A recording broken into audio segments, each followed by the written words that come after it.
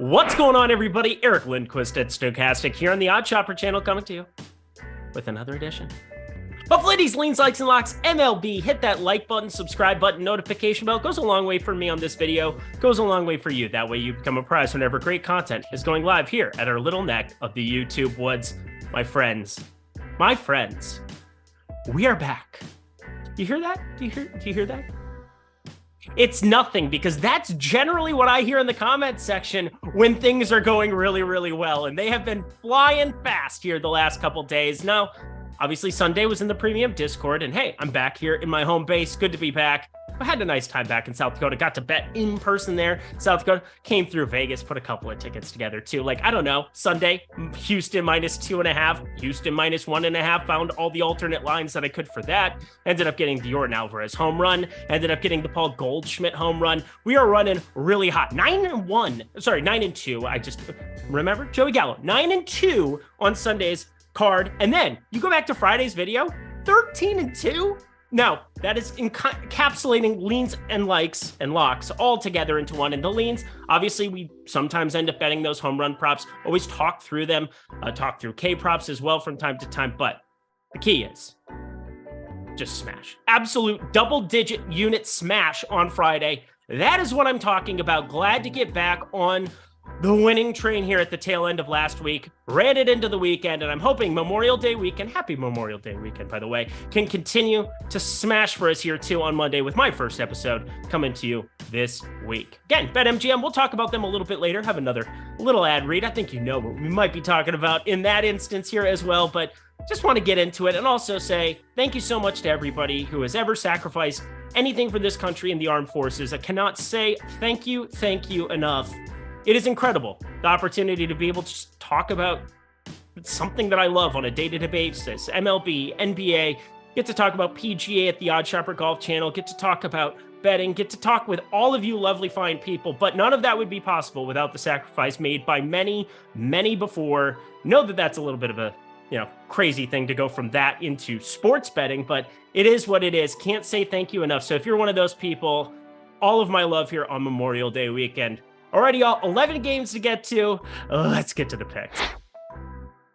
We're coming in hot. Boom, boom, boom. There's a song like that. But either way, I'm not going to sing it. I'm going to do it in real life. Cleveland, Baltimore, they get our day begun.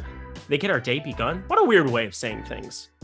I'll work on the order of it, but we have a lock right from the get-go. Logan Allen on the mound going up against Tyler Wells, and I've said this a couple of times now. I think Tyler Wells is the one starter on the Baltimore side that I'm starting to get behind based on some recent trends and data. Now, data-driven, this is a data-driven company. Everything that I do really comes down to what is your expected ERA? How can we predict things going forward rather than what you've just done before? Can we make logical assumptions based on what they've performed and what they've done that could help us be able to predict them in the future based on what some of these odds are? And friends, I think Tyler Wells might go on a little bit of a run here. 4.07 expected ERA isn't all that great. 3.47 ERA is. So why am I a little bit more bullish on it? Well, I was going through some of his fastball data and trying to come up with reasons why he's been successful here. And sometimes you can just find and pick the certain data points that you really think matter. And I'll give a couple of the bad ones to start off. His ground ball percentage is down 5% from 2022. That's not great. His barrel percentage is up 4% from 2022 to 2023. That is also bad, but I look at the vertical movement on this cutter. It is going way up from 2022. We're talking about 5 inches, 0.5 inches of vertical movement, all the way to 3.2. And that cutter has started to be a much more effective pitch this season than what it had been before. Now, it's still getting hit up to the tune of a 686 slugging and 738 expected slugging, but eventually, if that can start coming for the ride, the way his four-seamer and changeup has been, I think there's improvement possible because I just don't expect him to be this bad with that pitch going forward. And he's throwing it a lot to righties. That's kind of the main pitch that he's been throwing them. The changeup is almost just only thrown to lefties. That's kind of the path that he has to take with that one. But the fastball's just been damn good. And it's down a little bit in terms of usage, down a little bit in terms of velocity, but 27.3% whiff percentage. He is getting those swings and misses with the pitch, and the changeup, that's always been his calling card because you need that pitch to get out some of those lefties here as a right-handed pitcher. Love that he's got that in the toolbox to use against them, and I just don't find anything all that dangerous with this Cleveland lineup against righties. And that's just expressly put by the fact that they have the league worst WRC plus against right-handed pitching. We're talking 75. That's worse than Kansas City. That's worse than the White Sox. That's worse than the Detroit. That's worse than, dare I say it, the Oakland Athletics. The Las Vegas Athletics? Soon, my friends, soon. But let's jump to the Cleveland side here because I think it gets even better why this is my favorite play on the entire day. Logan Allen, find him to be a little bit overrated. Now, this southpaw does have decent stuff. He's 24, but a 92, 93 mile per hour fastball. He came out of the gate really, really hot, but he's no BB based on what we saw on Saturday, that's for sure. Even though, thank God I didn't bet baseball on Saturday. Just Heat +3, cash that ticket. Check out NBA Lindy's Leans, Likes, and Locks. But 4.95 expected ERA compared to his 3.31 ERA. A lot of window dressing. A lot of window dressing here with this four-seamer sweeper combination that really isn't inducing all that many swings and misses. 22.6% K rate, not terrible, but 44.7% hard hit percentage. There are some bats that we have over on this Baltimore side. And yes, being a lefty with the deeper dimensions out to left field in Baltimore, definitely a plus. But I really don't care when we're talking about a money line that's sitting at -140. Don't think that this is the correct line, even though it's the kind of unanimous line across the board at every single book. It's between -140 and -142. So, well, sometimes you just disagree and it projects out way better for me. So we're going to do it. Can't you see? What's better than one lock to start off a day? Well, it'd be weird if I didn't say two now. So the answer is 2 locks. We're going to do another lock. We're talking Texas facing Detroit here. Matthew Boyd on the mound for the Detroit Tigers. This southpaw, he's had decent stuff this season. Doesn't always show up from time to time in the strikeout department, 20.9%. That's way down from where we've seen him in years past. Back in 2019, 2018, sitting, well, it was 2019, he had a 30% K rate, but had always been north of 22, 23%. Having it fall down to 21% for the 32-year-old who's never been a hard thrower, it's a little bit worrisome. You should be worried also because you have the Detroit lineup behind you if you're trying to cash that ticket. And I did contemplate a first 5 bet here, but I don't find the numbers to be all that interesting to me. And we get Nathan Eovaldi and we get 9 innings guaranteed of hitters on the Texas side. Why does that matter against lefties? Well, Texas has a 130 WRC plus against left-handed pitching. That is 3rd best in baseball, way behind Tampa because apparently they're just, gods. And then Atlanta sitting there with a 151, not exactly chump change there either, but 130 is a phenomenal number in the advanced analytics department when we're talking weighted runs created plus, my friends. Check it out. It's great stuff. I cite it all the time. Hopefully you know what it means by now. But Texas money line, we're going to be combining that with the Baltimore money line here. And so this is kind of an interesting one I wanted to talk through. I love the Baltimore play so much that I wanted to fire that one up solo. But I'm also going to add this Texas money line, since it's sitting at -160, to that Baltimore -140. These are the only 2 games going on. 1 p.m. Eastern time, 10 a.m. Pacific time. Look at me doing math on the fly or just saying the right initials. But I think combining the 2, lowering my exposure, not having to lay -160 here on the Texas side of it, makes me a little bit more comfortable. -165 even. So parlay the 2. Yeah, you heard me something. Eric recommended a parlay? What you know about parlay? Bootstraps. A little bit of Pirates of the Caribbean for everybody's enjoyment. But Texas Rangers money line, I'm going to be putting a unit together with it, already did, on the Baltimore money line. Put them together, have a nice sweater, and, it's always better when we're together. Jack Johnson, lock it up. You can find me in St. Louis. No, you can't. It's going to get really humid very, very fast, but doesn't look like it's going to be as humid today. It's just a weird spot where we don't have a line. Well, actually, as I say that, a line just showed up. I literally refreshed, so I apologize. But anyway, we're sitting at -165. or sorry, plus 165 on the Kansas City side, minus 195 on the St. Louis side. We're not going to add that to the graphic. We don't need to add that to the graphic. Just know that it exists, and that as I'm sitting here putting it in my model, nothing looks all that appealing in that regard, which is good. Because I'm mainly looking at a total, and I wanted to see what this total is, and that, my friends, oh, I did kind of guess it correctly. I thought it was going to open at 10, so this is going to be a fun one. I think we have a play here, probably just going to be a standard like based on it, because I have it projected for 10.8 runs, and why is that? Well, let's talk through that process, shall we? It's Adam Wainwright hosting these Kansas City Royals with kind of an interesting situation. We have Josh Staumont. They're going to this opener and then long reliever combination that so many teams have adopted, but haven't seen it a lot with Kansas City. And Mike Mayers, me, oh my. Well, it makes me think of Beatles. I am me, my. Who cares? Whatever. All I know is Kansas City doesn't really have they have a decent enough bullpen. They have some pieces, Aroldis Chapman, the corpse of, but some different pieces than the Kansas City bullpen that can be interesting from time to time. But look at this. I mean, we got a 10 at open here now. Adam Wainwright is just that bad, my friends. I'm looking at a 6.33 ERA. He's 100 years old. He's somehow got a 2-0 record, which is just hilarious to me because it kind of speaks to what we know. St. Louis, their lineup. You're always going to enjoy looking up and down this thing. Nolan Gorman, adding that lefty to the fray has been just awesome. Seeing that power, the raw power score that he has on Fangraphs start to come to fruition. We know Arenado and Goldschmidt. Shout out Goldie. I mean, just play him against lefties, people. It's not that hard. And then Lowell's Newtball sitting there at the top of the order. We even got a couple of pieces in Brendan Donovan coming along for the ride. That was nice to see. Alec Burleson, I think, would yard today. What a time to be alive. So some lefties in that St. Louis lineup that can definitely inflict some damage still on some of these pieces here from Kansas City. And considering both of these starters are righties, I just basically plugged in the model for the right-handed pitching for the St. Louis side. Myers looks like he could be decent enough, but I'm not all that exciting about it, considering he had a 6.88 ERA and 8 starts in AAA. How does he have a 2.46 through the first 2? I don't know.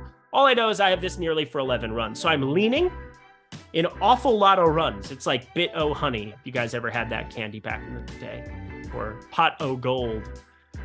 I hate this bit. An awful lot of runs, though. That is what I am leaning here. And sure enough, it opened with 10 over at DraftKings Sportsbook. Standard juice, we are going to take the over of that for a standard like, probably looking at half a unit here. Friends, BetMGM, they're still along for the ride here for us this week. Very excited to have them with the program here, and mainly because I'm excited to give you great sportsbook offers whenever they show up. Now, this is something that you just want to be doing routinely. You want to be taking advantage of all these sportsbook offers, giving yourself an opportunity to shop for the best odds every single day. That's why this is called Odd Shopper. It's not some thing that we made up. It's not some ridiculous idea where it's like, oh, well, does the 5 cents matter there? It matters an absolute ton. Getting minus 110 for a line as opposed to minus 115 can be a gigantic difference in your ROI, your return on investment come the end of the season. So get exposure to DraftKings Sportsbook, to FanDuel Sportsbook, to all the big hitters, but also to our friends over at BetMGM, where that's not the only thing that you're going to be getting. Not only are you going to get up to $1,000 in bonus bets back on your first wager if it loses, and that's again in if it wins, go ahead and collect your money, move along to the counter, cash it out, live your life. But when you sign up at BetMGM, not only do you get that first bet, but you will also get 2 months, yes, 2 free months of premium Discord, which hopefully my friends below can let us know how hot we're running. Sunday was awesome.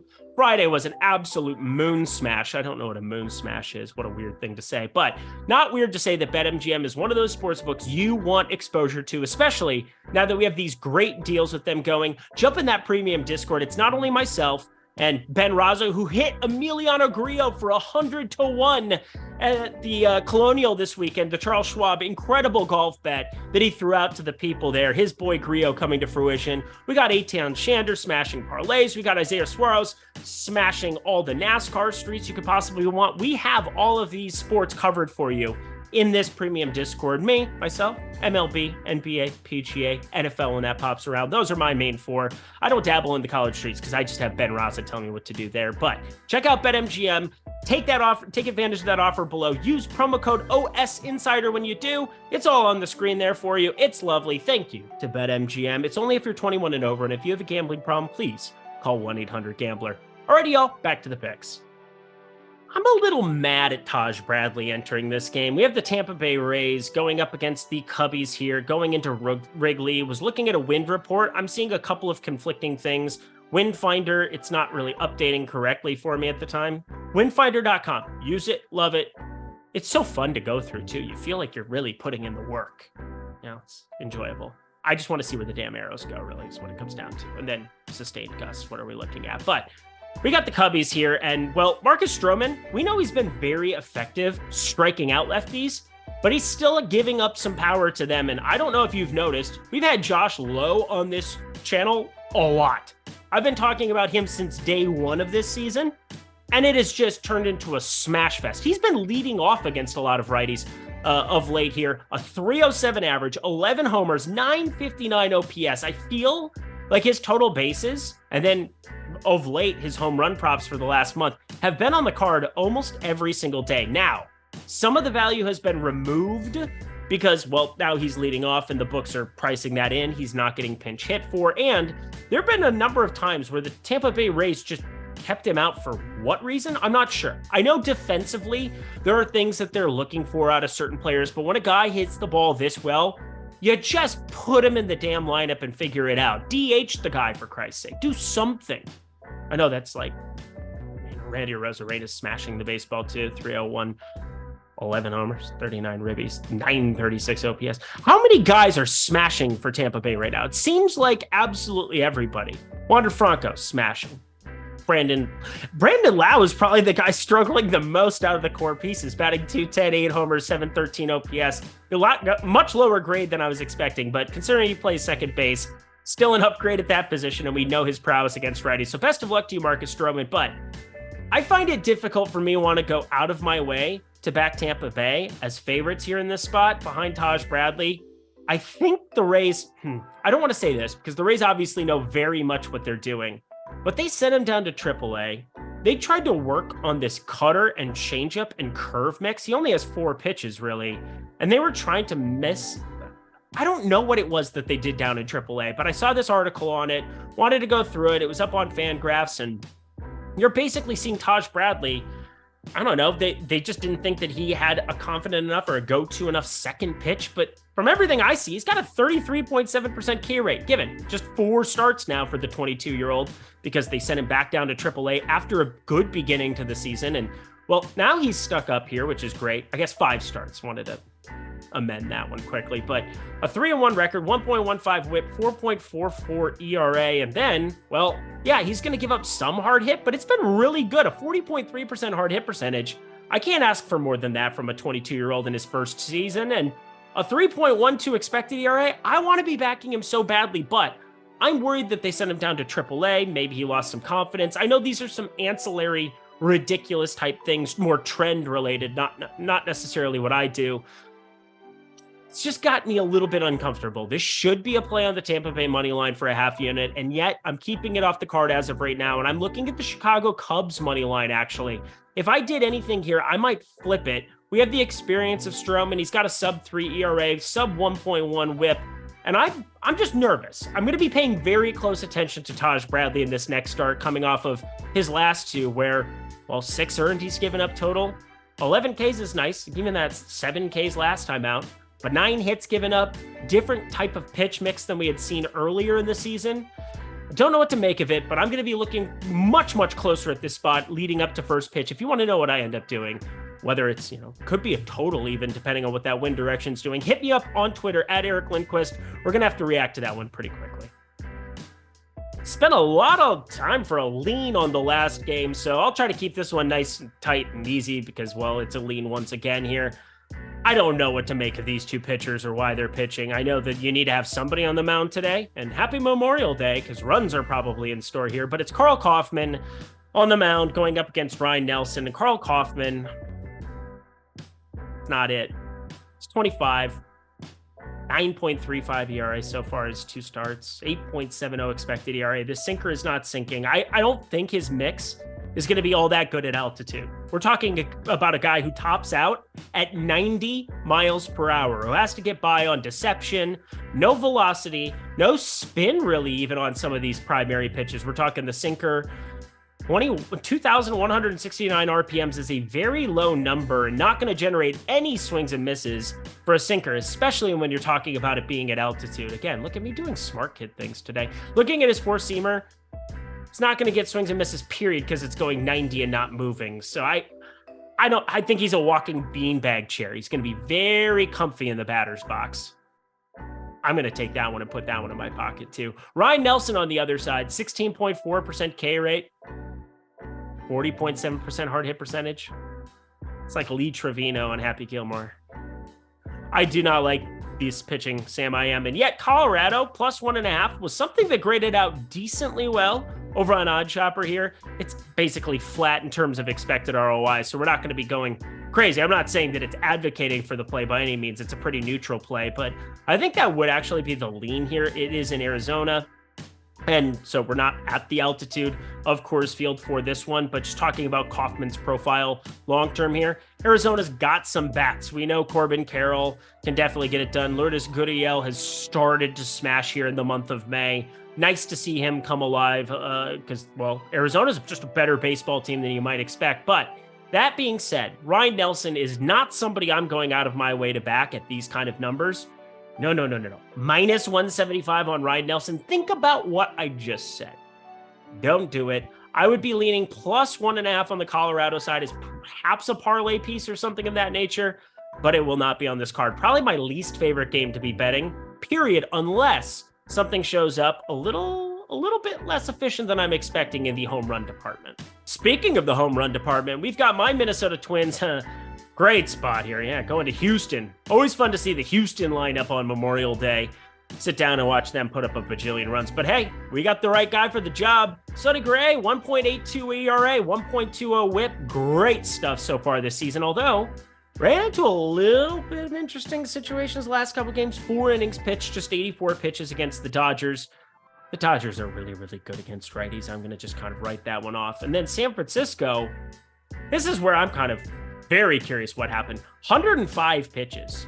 Like, we're talking massive amount of pitches. He got up to 107 against the Yankees, but he was on fire that game at home. They just let him ride that one out, 3 hits, and it was fun to watch. But against San Francisco, 105 pitches, 5 innings of work was kind of getting long into some of those counts in a way that you don't generally see. And now 5 walks in his last 2 appearances. San Francisco, I do like the way some of their lefties profile a lot more than the righties. I think I've spoken about that a number of times. And the Dodgers side, they just have professional hitters. Freddie Freeman, Mookie Betts, Max Muncy when he decides to hit the baseball, because then it goes a long way. But Sonny Gray really set up nicely, even against a difficult Houston spot. But I'm actually looking at the home run department, because I cannot believe some of the numbers that I've seen of late for my guy. It's a little disrespectful. Alex Kirilloff. Now, he has not been on the card for the last couple, mainly because, well, there were times when he was leading off. There's times when he gets flip-flopped with Joey Gallo in the order, and you just never know what you're going to get. Yeah, I could do the Forrest Gump bit, but not a smart man, Jenny, but I know what love is. I know what homers are, too, because I just keep finding ways to just cash these things. So you want to have a good one? Let's have some fun here against JP France. Yeah, lovely country. Not a pitcher that I yet believe in here. There might be a revolution. French Revolution? 36.9% hard hit percentage has been good, but just a 20.2% K rate. I talk about it many, many times.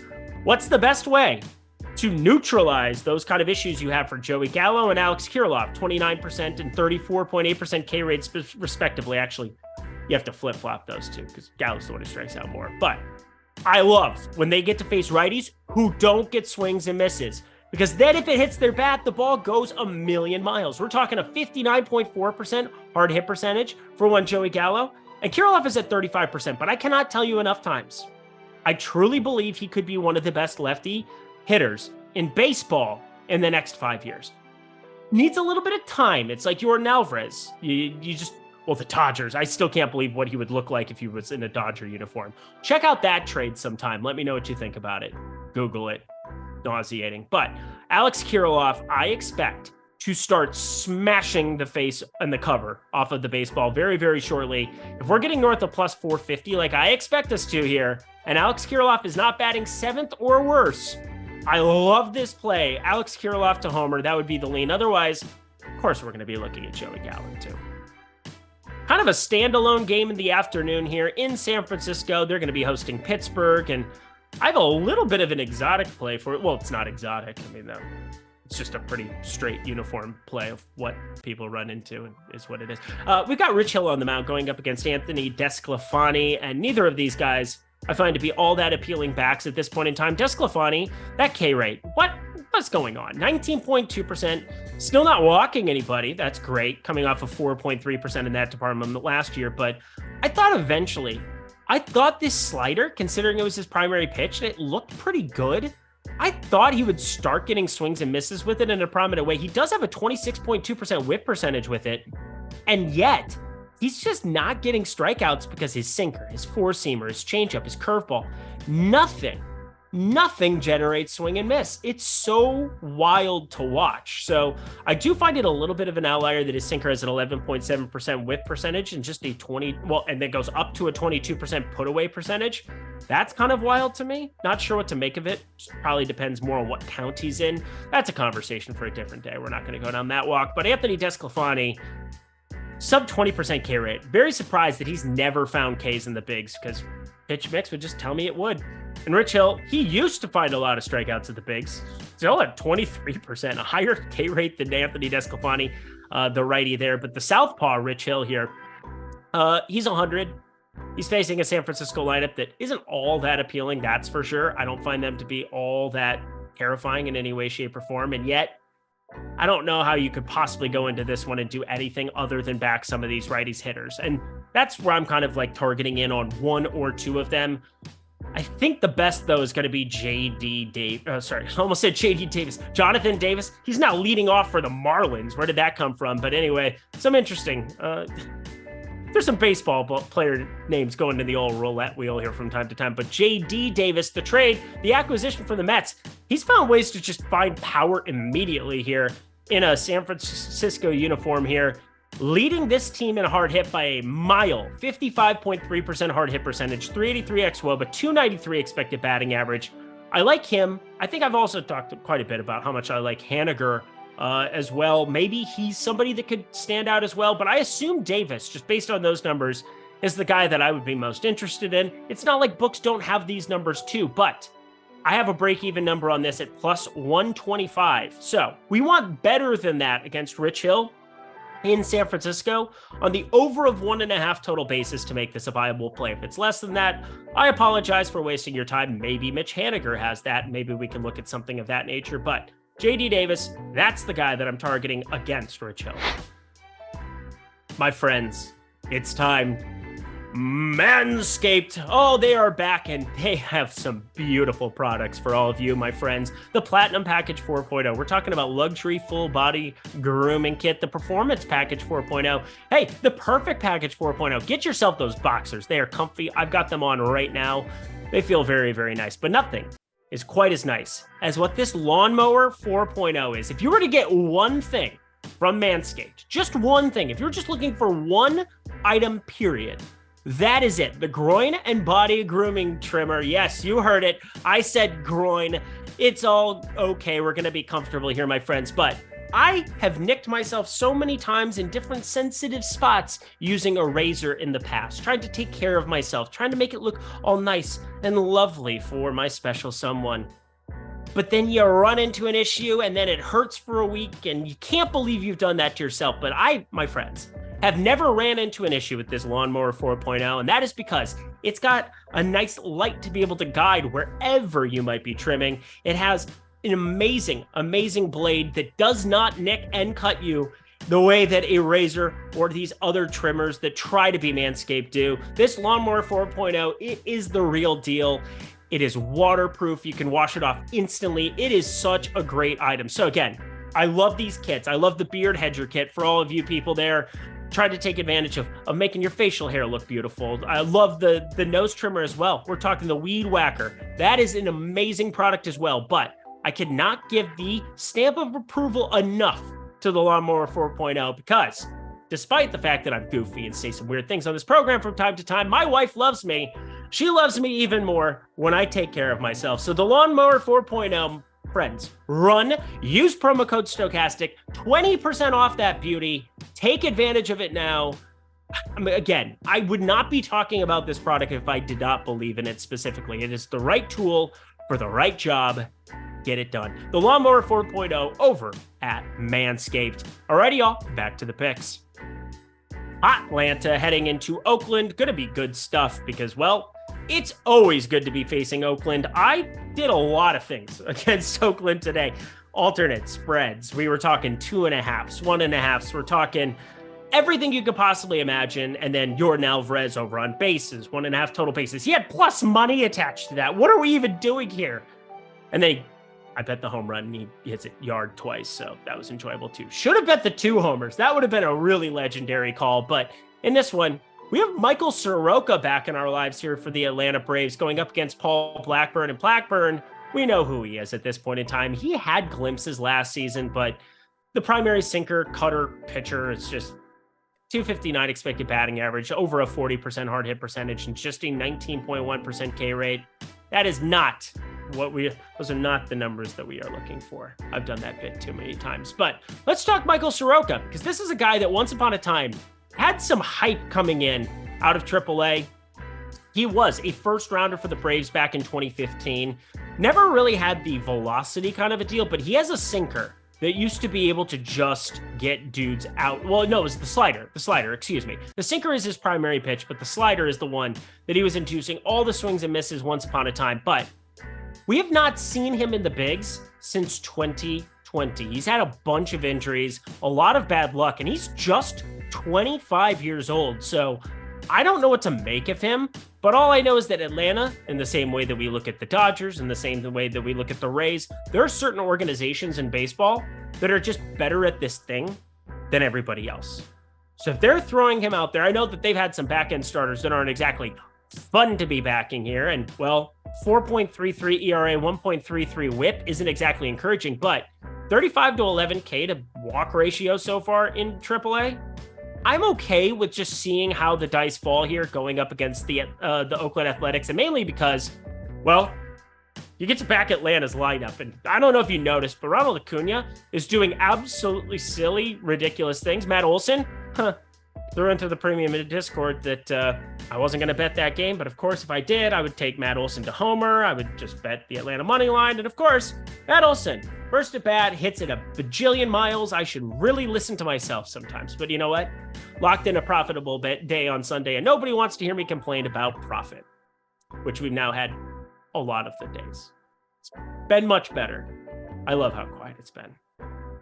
It's been beautiful. It's nice here. So yeah, we're going to do something fun here. Atlanta minus 1.5, Atlanta minus 2.5.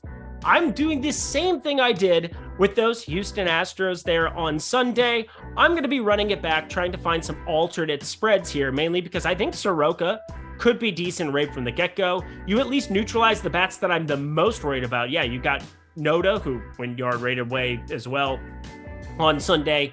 He's a decent lefty there, but outside of that, a lot of the power that I'm worried about, Brent Rooker, righty. I know Seth Brown's back in our lives too, so that's another lefty to be a little bit worried about, but I think it's pretty comfortable to say that Atlanta's a better baseball team than the Oakland Athletics. So minus 1.5 and minus 2.5. Looking at both of them, going to be looking at the numbers coming in on some of these alternate numbers. I don't want to be putting that one into stone yet, mainly because it's going to be shifting and, well, you need to shop for some of those numbers. So minus 1.5, though, absolutely alike on Monday. We got 3 games to get to. Hit that like button, hit that subscribe button, hit that notification bell. We've got a like in this one as well. The Angels going up against the White Sox here in this one, and 2 disappointing righties on the mound, although Kopech's starting to come back to life. Michael Kopech, we're starting to see some signs. I saw the sign. It's great stuff. Or Signs, M. Night Shyamalan. Swing away, Jack. Swing away. But it's hard to swing at Michael Kopech right now, coming off of 10 and 9 Ks his last 2. Clean sheets.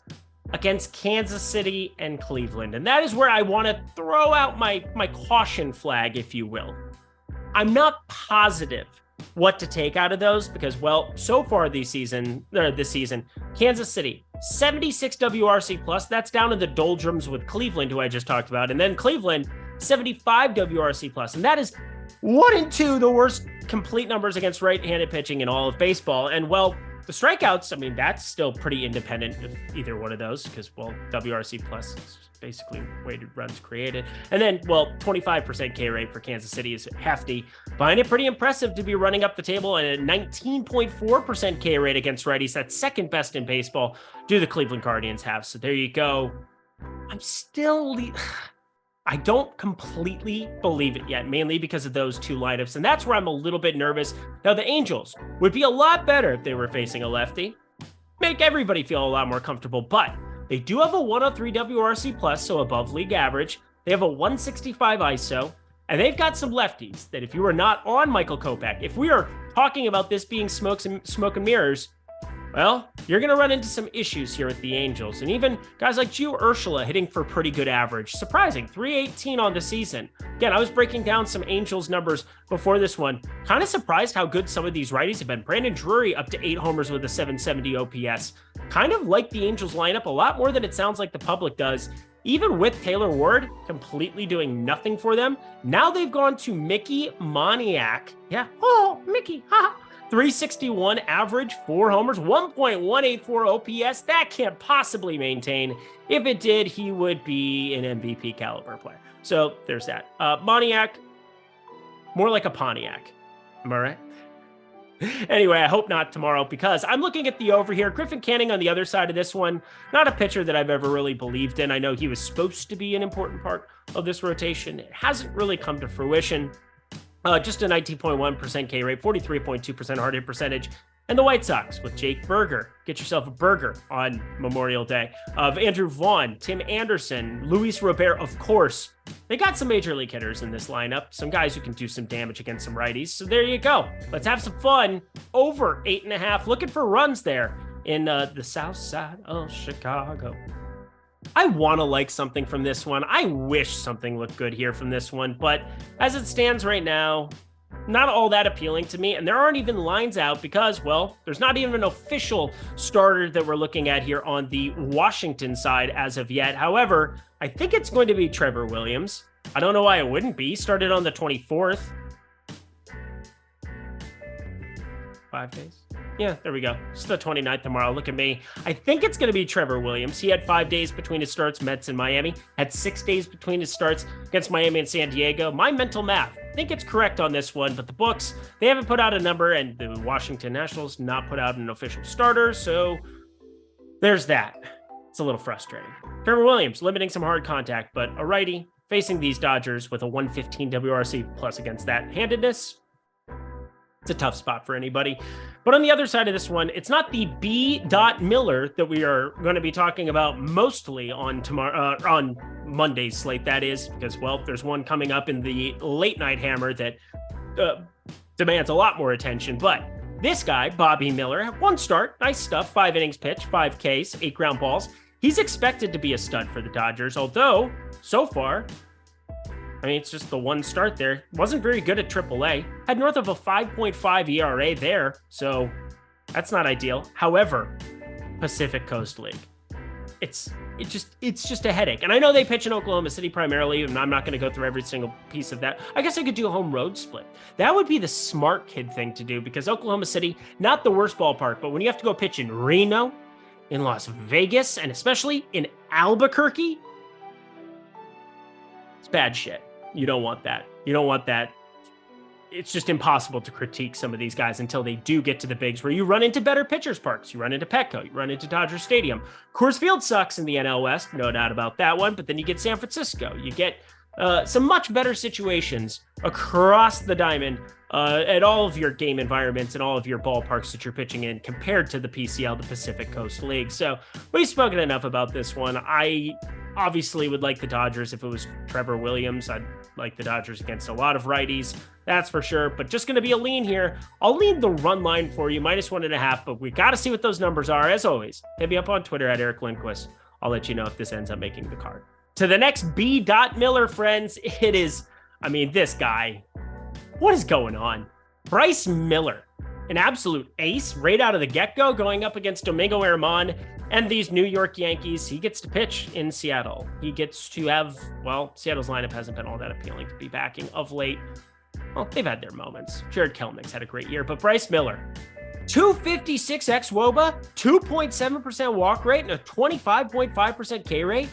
Where did this come from? And also, the guy throws 70% fastballs. That is a massive number to be throwing one pitch. That's like when a knuckleballer comes up there with a 90% knuckleball number. We haven't seen a great knuckleballer for a hot second. Where have they been? I don't know. Kind of derailed my thought process. But Bryce Miller, 1.15 ERA, 0.51 whip through 5 starts. He's faced Oakland twice. He's faced Detroit once. But Atlanta and Houston, he still found ways to be incredible. In fact, through these starts, he has 6 straight. Yeah, you heard me. Sorry, 5 straight. Only 5 starts. 5 straight quality starts now, where he has not given up more than 4 hits in a single one of them. In fact, just 4 earned runs in those 5 starts. I feel like I'm taking crazy pills because I don't know where this came from. I really don't. He's a 4th rounder in 2021. Did okay at AAA. But this is just wild what we're seeing. 2.63 expected ERA as well. Maybe they just found a diamond in the rough. That's for my Aladdin people. Anyway, I'm looking at Seattle money line because I think we know by now I don't like Domingo Germán. And yes, is this a scary spot where Miller is going to have to pitch well? Sure. But minus 134, I'm a little surprised that this number isn't a larger spread there. And Germán's been much better this season than expected. 26.1% K rate, 231 expected batting average, and well, they're starting to get healthy. This Yankees team, I don't know if you noticed, they've got some pop at the top of the lineup, but the back half of that lineup, I really don't find to be all that scary in any way, shape, or form. Between, I mean, Cabrera's just like playing himself out of a job. As Walter Cabrera, dude, start figuring it out. Well, actually don't, because I hate the Yankees. Seattle moneyline. That's going to be our play to round out the day. Woo! And that does it for another edition of Lindy's Leans, Likes, and Locks. Go to that comment section below. Let me know that you smashed Friday, that you smashed on Sunday. Let me know all of the great things going on in your life, but especially let me know your favorite plays on Monday's Memorial Day slate. Going to be a good one. Check out BetMGM. Check out our friends at Manscaped, that Lawnmower 4.0. Again, it's lovely. It makes me feel all nice and good. That's what we're looking for, friends. We want to make some money here as well. That's the goal. That's the end goal for sure. Thank you to producer Jacob. Good to be back here at the home base here. It was also great to be back home visiting family, seeing everybody there. Lovely times. But until tomorrow, till Tuesday, I'm Eric Lindquist. Best of luck in the MLB streets on Monday. Happy Memorial Day.